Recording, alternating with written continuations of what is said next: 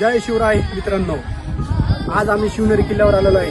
छत्रपती शिवाजी महाराजांचा जन्म या शिवनेरी किल्ल्यावर झाला. माँसाहेब जिजाऊंनी आणि शहाजी राजांनी इथनं स्वप्न बघितलं.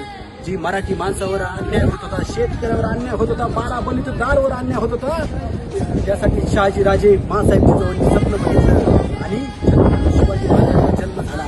माँसाहेब जिजाऊंनी शिवबा सांगितलं, राजे तुम्ही लढा, या गोरगरिबांसाठी लढा आणि स्वराज्य निर्माण करा. आणि छत्रपती शिवाजी महाराजांनी स्वराज्य निर्माण केलं.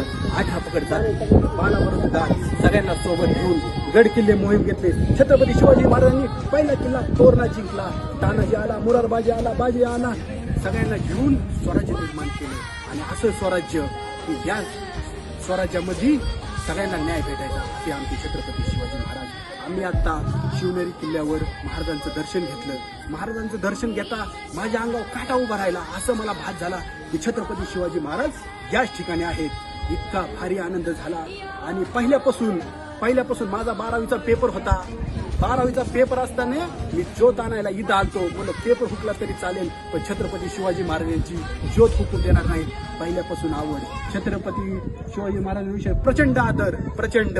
आणि आज आम्ही किल्ल्याला आलो.